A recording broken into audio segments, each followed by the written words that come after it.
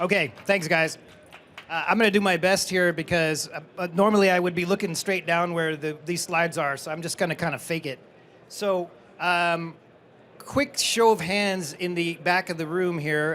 How many people have had any experience being on an LED stage to shoot stuff? Some. Okay, great. How many would like to shoot on an LED stage? Nobody? All right. Well, you want to do it twice. Okay, fantastic. How many have an LED stage in their house? Okay, I do.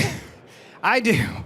So this presentation is going to be to show you that yes, these screens are absolutely awesome. The last panel that was on was showing you that when these stages are massive, you can do all kinds of cool stuff. But if you don't have that kind of resources, if you don't have tens of millions of dollars waiting in the bank, there are some ways you can take advantage of this at a much smaller scale. So we're going to talk about virtual production for all, scalability in the volume. This is me. I am the virtual production editor at American Cinematographer magazine. I also host the Virtual Production Podcast, which I encourage you all to check out because we have some really cool guests. And we go through all of this stuff and kind of give you this sort of soup to nuts of how they got to where they are career-wise and what you can do with it. I also wrote the Virtual Production Field Guide series for Epic Games, and that's also free. So you can see that kind of as a recurring theme. We're trying to get as much resources out there into your hands as possible. So that's me. Here's what we're going to be talking about today. We're going to show you what it looks like at the high end. We're going to show you entry-level virtual production. Then we're going to give you a conclusion, which is probably that virtual production is awesome. And then finally, we're going to do Q&A. And if anybody has any questions along the way, please feel free to put your hand up and just talk, or just shout it out, because I notice like at the end of these things, if everybody feels like they got to ask some, really insanely complicated question and then they don't say anything. So please feel free to just shout it out. Okay. And also I have a laser pointer, so if any of you have a cat, I can mess them up. All right. Anyways, so virtual production at scale, what does that mean? Well, basically what it means is while the size of the resources, the size of the volume, the size of the crew, the budgets, the environments can go way up and down, it's really the same workflow at the end of the day. So if you can get your head around how this works, even in the smallest possible scale, say like in a TV screen in your bedroom, you're learning this workflow and you can take that knowledge into much larger scales. So here's a quick look at the complexity. I got this from our guide, the Epic Games Virtual Production Field Guide. The idea behind all this complicated stuff is that unlike a traditional, and I'll jump out of the way so you guys, I see a lot of people trying to take pictures. I'll just jump out of the way so you can just grab it. I will also make this entire slide deck available to you. Actually, you can download it right now. I think the link is bit.ly/NAB Noah slide or something like that. I'll put it on LinkedIn. You can check it out. But the idea is that unlike the kind of more linear workflow, let's say of a traditional VFX movie, where you're kind of developing stuff that into a pipeline that sort of is an hourglass shape that widens out as we get closer to release and more stuff happens, but you can't really easily go back. In virtual production, we have a more of a continuous feedback loop where because we're seeing visuals from the beginning that are at very high quality and everybody can kind of start to agree on and make decisions, we can start to filter that back much earlier in production, make decisions, commit to things, and just essentially, hopefully, arrive at a better movie that everyone feels good about versus something that no one is really sure about until it gets into the theater or on TV or wherever. So first, to give you a comparison, let's look at virtual production at the very high end. And again, the panel that was just before me, awesome guys. I love these guys. They have super great facilities. If you have the means, I definitely advise you to check them out. So again, you're talking about, on the left, Nance Studios down at El Segundo. Again, really, really massive screen, really awesome, very high-end work that they're doing in there. This is essentially a very similar screen to what you see when you're looking at shows like The Mandalorian. Very large scale, capable of doing pretty much anything you could possibly imagine. On the right is I'm not sure how these compare size-wise, but I suspect the one on the right may be even bigger. This is the stage in Studio Babelsberg outside of Berlin. This is the set of the Netflix series 1899. So what's kind of cool about this is they made this ginormous wall, but they also made a beautiful little rotating turntable in the middle so that they could more easily facilitate set changes, because when you're filming stuff in continuity, you're constantly jumping around with the camera to try and catch all the different angles, coverage, over the shoulder, whatever. But what's cool about this is you can essentially just keep the camera in one position and just move the whole world. Because the virtual production screen can be easily reoriented to wherever you want to look, so why not do the same with the physical set? So again, these are at the very high end. Now, here's another look at, this is kind of a workflow from the TV show. Who saw this show, Obi-Wan Kenobi? A couple people, okay. So Star Wars series, kind of an offshoot of The Mandalorian. Again, same basic stage that they used. And you can just see, this is kind of how the workflow comes together.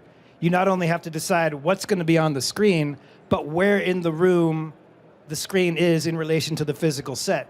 So you can see this kind of blue area is the actual LED wall, and this is the physical set. And this is how it kind of looks, so you can do these kinds of shots where you're kind of, like this shot on the lower left is camera up here, kind of looking across. And then this shot on the upper left is kind of more inside the set, looking outwards, using the screen as more of a window. So again, very high-end stuff, fun, cool, maybe not something we can all afford to do. And again, here's another look at how this looks, again, at scale, where you see where the set is being built and how that looks in relation to the screen. But what if you want to do it in your living room like me, right? Here's how we do it at a much, much smaller scale, much more accessible. Now you're getting into the range of a volume that, instead of costing $10 to $20 million or more, is something more along the lines of a cinema camera that you might be able to buy with your credit card or pay in installments, or I don't know, something like that. This is actually, this is my living room right here. And the cool thing is, and we didn't pre-plan this at all, the cool thing is the screen that is here in this room is the exact same pitch and brand. This is an AOTO 1.5 millimeter screen, and that's exactly what I'm standing in front of in this shot. Not quite this big. Mine is roughly 9 feet by 12. I want to say this one is, what is the size of this screen, Eric? 20 by 12. Okay, so yeah, little taller, a little wider. But you can see in this setup, you could have multiple people. Most of the time, I'm just doing my own thing in here, so it's perfect for one person. Single person screen, right? And I noticed last year at NAB, a lot of the folks that had their own booths were doing kind of a similar size scale. I mean, we're in one right now. So again, this has a lot of uses beyond just creating content. This is great for demonstrations. This is great for, workflow, product, commercials, tabletop, corporate communications, internal, external, you name it. So again, this size of volume has an amazing amount of, and you can see, you can do cool stuff. What these guys over here on the right are doing, the volume is only so large, but they've continued it virtually. So it's like, even at that scale, if you really wanted to, you could make a far more vast setup than what appears to the naked eye. So again, scalability. And here you go. This is what it looks like in the room. You've got essentially a living room that we covered the floors with RAM boards so we wouldn't wreck the beautiful wooden floor. But basically, you've got a room that is essentially about 13 feet wide, 20 feet deep, and 10 feet ceilings. Biggest room in the house, but again, for a stage, tiny. In fact, it's so tiny, we sometimes have to run air conditioning in here just because it gets warm, which you would never notice in a much larger stage, or you'd have some insanely powerful industrial HVAC going on. But, it's a small price to pay to have this kind of functionality in such a small, and that's 4 by 3 meters for everybody from Europe. Okay, good, you got that. And so, without further ado, I want to play back a little clip, and this looks like it's showing up at low res, but I will share, again, I'll share the link so you guys can see it at full res. But just to set the stage a little bit, one of the things that I did, well, okay, 2 steps back. The reason why this stage is in my living room is pretty much because of the pandemic. It was supposed to be for my wife's production company that she happens to have down in Mexico City, but we were going to integrate it around March of 2020. So as soon as we realized that wasn't going to happen, she, being the very understanding and decent woman that she is, decided, why don't we bring it to our living room instead? Because we're going to be here for a while. And I was like, that sounds awesome. Why not? So that's what we did. And in the process, we learned a lot. I mean, I basically lived on one of these stages since 2020. So I may have more hours than anybody else just for sheer fact that I live in this stage. So one of the things that we did, which was really fun and awesome, is we collaborated with the folks at NYU Film School, NYU Tisch, in New York City. And again, because nobody could go anywhere, what we did was their students would create environments in Unreal Engine, with the only caveat being that we would film in a virtual production stage and they could have any actor they wanted as long as it was just me. And so we've shot about, at this point, we've done that class, I want to say 5 times over the years. And I've managed to star in like 16 NYU student short films. And it's interesting because they shoot the entire thing in 2 hours. So what you're going to see is we encourage them to develop some really good previs and figure out creative ways to maximize live action shots. So what you're going to see is a lot of scenery that is completely virtual in Unreal Engine with a couple of key live action moments shot in the living room, just to kind of show you what's possible, again, at the ridiculously smallest scale. So let's play that back. And again, I apologize. I could see it's a little pixelated, but trust me, it's beautiful 4K, nice looking stuff. So take it away.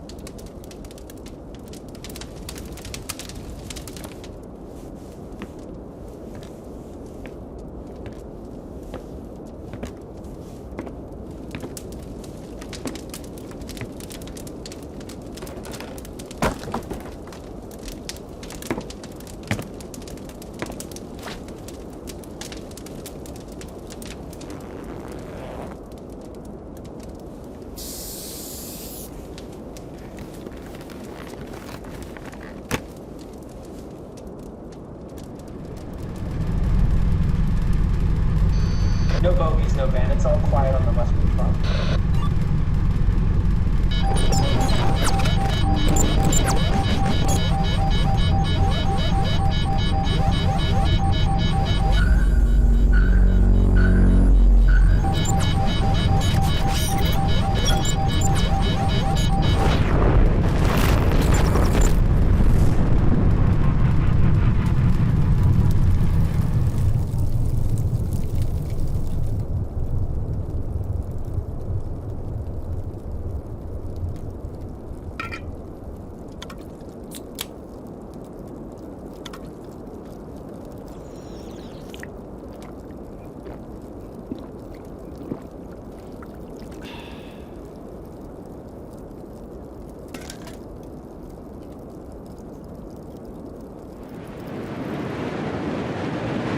Moonshine Liquors. Let it take you to another world.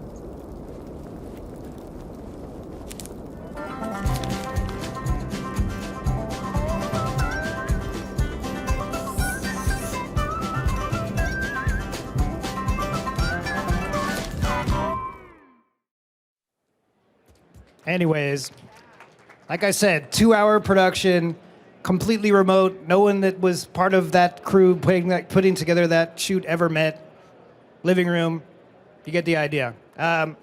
That's about all I got, guys. I know I'm a little bit early, but any cues about that I can provide some A's. Don't be shy. The screen is completely fixed, and the camera is usually, like, if you could imagine this is the living room, and this is the camera, this camera was always sitting right here, and it was like, stand like this, or stand like this, or stand like this, or stand like this. So, yeah, everything was pretty much on the same lens, on the same camera, without it really moving at all, just turning around the virtual world, finding the right spot. And they also did a really nice job with previs. When we were filming it, we had the whole movie shot by shot to look at, so we could just say, we want to take this shot that's currently previs and just turn it into live action. And so we just shoot that piece. And they'd load up the same environment that was in the previs, so everything matched. The only thing that was real besides me was the costume and like some wood that I'm holding. Like even the fireplace, oh, and the notebook is real. And the beer, which was some, and the helmet, yes. But it's funny because the helmet in live action didn't even really match the one. Like if you look, they kind of cut away before it really gets down, and then they cut back to previs because we had the kind of super cheesy white spaceman helmet, but the one in the previs looks like super awesome high tech. So they made it work. Movie magic. And yeah, again, like they FedExed me all the costume stuff. So again, completely remote, never met. But they're awesome. Anything else? Any other questions? All right. What are some of the things, like the benefits of a small stage or having it in your home versus on a big stage, like control and... Well, cost is really the main one. I mean, again, it's like when I talk about scalability, that's really what I'm talking about. It's like, are you a very well-funded, capitalized, large studio, or are you someone maybe doing a commercial campaign that can, rightfully afford what these stages are worth, which is all that infrastructure and, all the people that are necessary to make it. And when you do that, yeah, you can shoot far more impressive. Like if I wanted to do a car commercial, that'd be hard because, yeah, it would have to fit through a very narrow door and, not much room around the edges. But if I just wanted to shoot talking heads, then this is something that would probably cost, the value of this entire stage might be 2 weeks worth of shooting in a big stage, or even 1 week worth of shooting. And then you have it forever. So, I mean, it's just kind of what you're trying to accomplish and what your resources are. But the fun thing is that, and this is why we pitched it successfully to NYU as a thing, is all those students that were in a Zoom call interacting with me on the stage can now say, yes, I have experience shooting a virtual production. They don't have to say it's not on the scale of The Mandalorian, but, they can have a leg up on somebody that's never been on one just because they're expensive and challenging to get into. So I think those are advantages. I don't know. Oh, thank you. Thank you. Oh, fantastic. Okay, yeah. Yeah, you should come into the network. Yeah, it's, do you know Sang? Hit him up. We are shooting next Tuesday. We're back at it again. We're having a whole nother production. Exactly. Okay. Yeah. Yeah. She helped set all this up. Yeah. I actually have a question. So your personal home LED wall. I'm just trying to know what the power draw is like for your house, and like what kind of extra electricity or extra what did you have to bring in?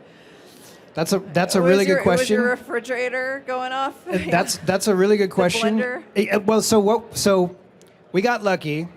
At the sizes, so right now we have 40 panels. We have 5 across and 8 across and 5 tall. Is that 40, right? Yeah. And nominally, the system draws about 2,500 watts. When I say nominal, this is the fascinating thing, because it's not a TV screen, right? It's basically a giant light bulb. So if it's showing something relatively dark, it's not really drawing that much current, relatively speaking. If you turn it on to white, it suddenly jumps from 2,500 to 7,000 watts, and it blows out a fuse in about 2 minutes. I have definitely blown a fuse on a stage. Absolutely. Going all white on the thing, pop. Yeah, 1,600 nits or something, bam. Yeah. When somebody comes in and like, we'd like to do some kind of like, old school Apple sort of thing where it's pure white, I'm kind of just like, how about gray? Like a very dark, almost like a muted gray, blackish kind of thing. How's that sound? I mean, it's doable, but in the way we have it wired now, yeah, we get a little scary. We get a little scared when it's 100% brightness on white. Yeah. But yeah, basically we've been measuring it, and right now the average draw seems to be about 2,500 watts, which we divided up into 4 20-amp circuits, which seems to be working.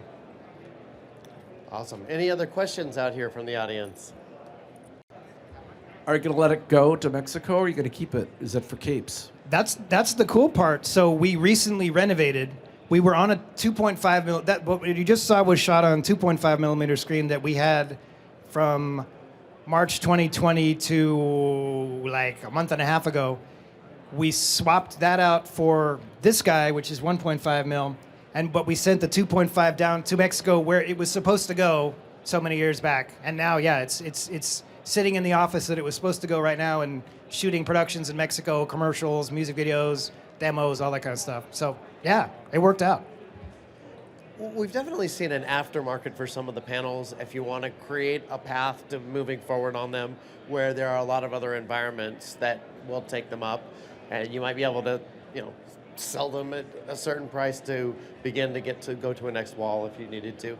So there is a path there. But also, again, as a corollary, while we were swapping these over, because I also use it as my Zoom background, which is kind of awesome. He's got an it's a lot of fun. amazing one.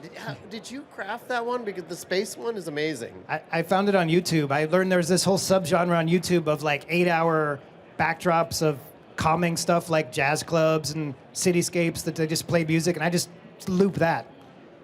I probably should make them in Unreal, and but sometimes it's like necessity. Remind me of your question, because I knew I was going somewhere with that.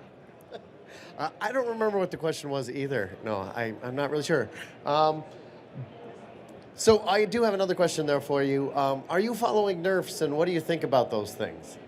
Oh, right, nerfs. Okay, does anybody not know what nerf is? It's not a trick question. It's not like guns and soft things. You don't know what it is. Okay. So nerf is basically a way to create these kinds of hyper-realistic environments with just your camera phone by kind of mixing a bunch of still images together and with a little machine learning magic turning it into a 3D environment. So yeah, if the question is, do I think things like nerfs will make this easier because developing high quality content at the level of an Obi-Wan Kenobi is challenging for the average person like myself, then yes, I think it's going to be absolutely awesome. And actually, good segue, there's a demo I'm going to tonight, which I encourage you all to go to at View Studios. Shout out, yeah.